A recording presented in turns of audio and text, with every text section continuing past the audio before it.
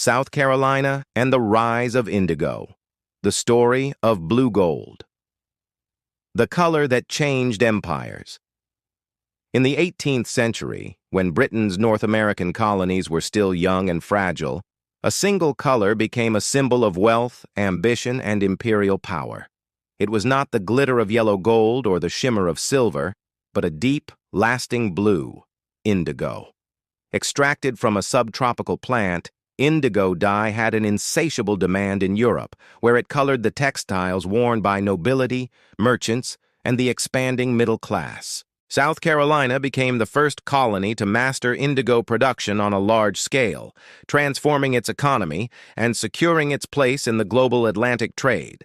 But behind this rise lay a complex story of youthful determination, fierce competition, and above all, the enslaved labor that made the indigo boom possible. At the center of this transformation stood Eliza Lucas, later Eliza Lucas Pinckney, a 17-year-old whose curiosity and persistence changed the destiny of a colony. The Atlantic world of the 18th century. By the early 1700s, the British Empire was expanding. Its American colonies already produced tobacco, rice, and naval stores. But London sought to diversify colonial products and reduce reliance on foreign markets. One of those foreign goods was indigo. Europe had long craved vivid colors, and blue dye stood near the top of the hierarchy. From fine silks to sturdy uniforms, indigo blue was fashionable, durable, and profitable. The problem for Britain was supply. Much of the world's indigo came from French or Spanish colonies in the Caribbean, or from India. This dependence on rivals was dangerous for both commerce and politics.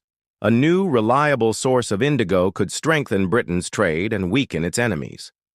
South Carolina, with its humid subtropical climate and fertile soil, seemed a natural place to try. Eliza Lucas, the young visionary. In 1738, George Lucas, a British officer stationed in the Caribbean, was ordered to Antigua. Before leaving, he entrusted the management of his South Carolina estates to his teenage daughter, Eliza.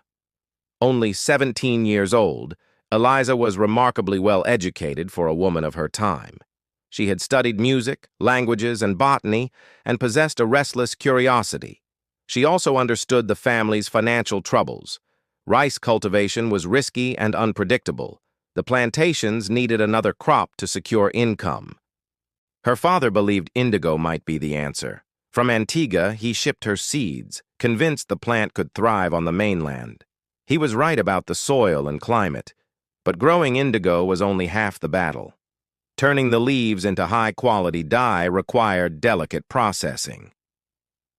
The Cromwell brothers and Caribbean rivalry. To help, George Lucas hired Nicholas Cromwell from Montserrat, an island where indigo was a major export. Cromwell knew the dye trade, but he also understood the stakes. If South Carolina succeeded, Caribbean islands like Montserrat could lose their markets. Instead of guiding Eliza, Nicholas sabotaged the process, deliberately ruining batches of dye. When exposed, he was dismissed. His brother Patrick soon replaced him and also tried to sabotage production. The Cromwell brothers were right to worry. Indigo was the lifeblood of Montserrat's economy.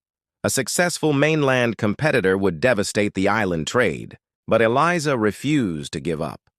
She continued experimenting, working closely with the enslaved laborers on the plantation. Together, they repeated the process until they achieved success. Against betrayal and sabotage, a determined teenager had cracked the code of indigo dye. Enslaved, labor, and the indigo process. Behind Eliza's triumph lay the skill and toil of enslaved Africans who lived and worked on her family's plantations. Many came from regions in West Africa where dye plants were already known. Their knowledge and labor were indispensable. The process of producing indigo dye was long and punishing, cutting the plants at just the right time to preserve pigment, soaking and fermenting the leaves in large vats of water until chemical compounds were released, beating the liquid to trigger oxidation, where the dye slowly appeared as a blue sediment. drying and pressing the pigment into hard cakes for export. Each step had to be exact. A single mistake could ruin the entire crop. The work was smelly, exhausting, and hazardous. Fermentation released choking odors.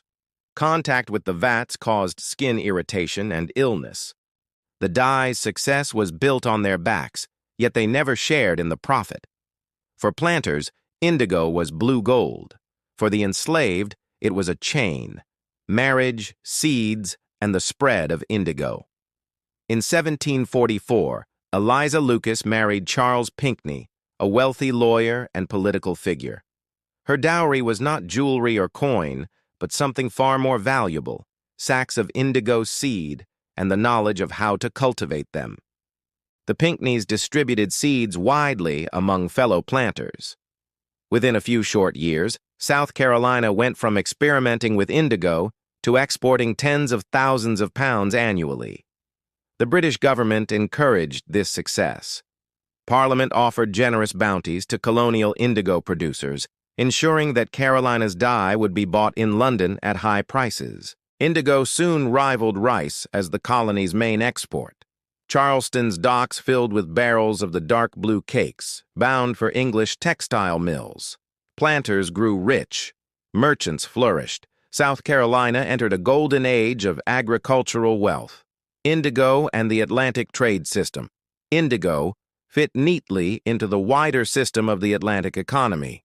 Ships carried manufactured goods from England to Africa, where enslaved men, women, and children were purchased.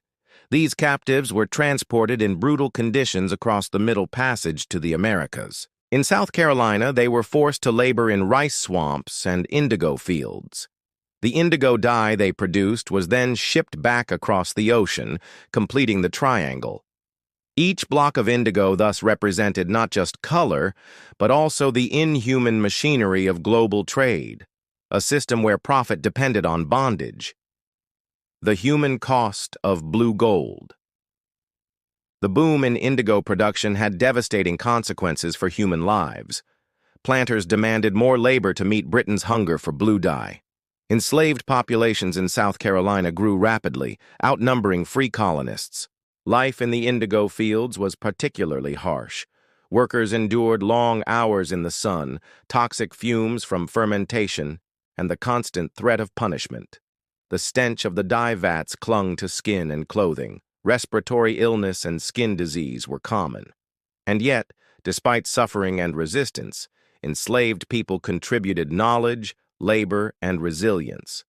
Their story is as much a part of indigo's history as that of Eliza Lucas or the planters who profited. Eliza Lucas Pinckney's legacy. Eliza herself became a respected figure in colonial society. She corresponded with leading intellectuals, managed multiple estates, and raised sons who became important American statesmen. Charles Cotesworth Pinckney signed the U.S. Constitution and twice ran for president. Thomas Pinckney became a diplomat and governor. When Eliza died in 1793, President George Washington personally attended her funeral, a rare honor that reflected her impact. Yet her legacy is double-edged. She was a pioneering agriculturalist, a symbol of female achievement in a male-dominated world. But the wealth she generated depended entirely on enslaved labor. Her success was inseparable from their suffering. The decline of indigo in South Carolina. Indigo's reign did not last forever. The American Revolution disrupted trade, cutting off the British bounties that had sustained the industry. European markets closed and production collapsed. At the same time, Britain expanded indigo cultivation in India, where labor costs were far lower. South Carolina planters shifted instead to cotton, which was soon in extraordinary demand thanks to the Industrial Revolution. By the end of the 18th century, the once booming indigo trade had nearly vanished. Its legacy remained in the fortunes it created, the landscapes it shaped, and the scars it left on countless enslaved lives. Reflections on blue gold. The story of indigo in South Carolina is more than the story of a plant. It reveals the very fabric of the 18th century Atlantic world: innovation and youth. A teenage girl transformed a colony's economy. Rivalry and sabotage. Caribbean planters fought desperately to protect their markets. Wealth and bondage. Prosperity for some was built on the forced labor of others. Global interconnection. Indigo linked Africa, America, and Europe in a single chain of commerce. For South Carolina, indigo was once the key to wealth and prestige. For Britain, it was a strategic resource in imperial competition. For the enslaved, it was another instrument of exploitation. Indigo was truly blue gold, dazzling, profitable, and deeply stained with human cost. South Carolina's booming indigo trade reshaped its economy, tied the colony to Britain, and colored the fabrics of Europe in deep, vibrant blue. Eliza Lucas Pinckney's determination and ingenuity unlocked the potential of the crop, but the industry's success rested on the suffering and labor of enslaved Africans. The indigo story is therefore both a tale of triumph and tragedy, a young woman's vision, an empire's hunger, and the lives of thousands forced to work in fields and vats. History, like dye, is never a single shade. The indigo that brought wealth to Carolina was not only the color of prosperity, but also the color of bondage. Thanks for watching.